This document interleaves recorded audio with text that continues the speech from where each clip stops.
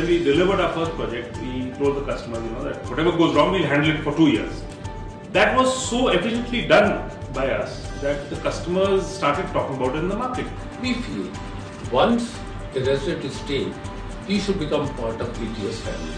Also, anybody who visits, he or she aspires to get a similar kind of apartment with us.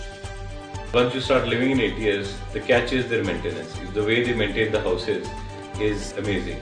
The places which are 5-year-old and people have been staying there, the way they are maintained is as good as the new place where you move in. Well, it's been maintained very well.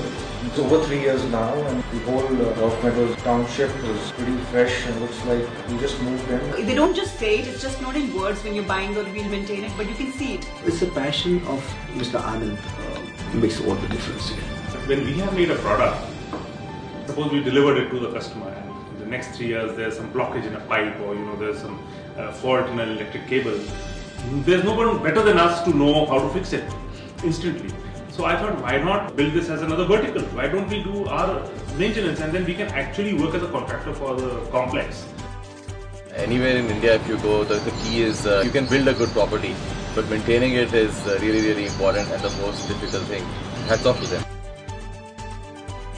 We are not there to earn profit out of this multi-material challenge, but it's just to see that everything goes through. The question is, are you making it as a business to make profit or doing little beyond that?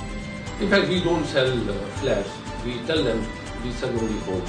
Once I started living here, I felt it's a home. I never felt that before, even when I was staying somewhere else, not in ATS. So it was always like a house to me. Now I feel complete. We will continue doing it, even if sometimes running at a loss. There's no way we're going to stop this maintenance, though it's a headache and it's a thankless job. But it makes a big difference. It's a great differentiator between us and the other people who are doing the same business. So much so that even the first complex which we delivered in 2000, we still maintain it.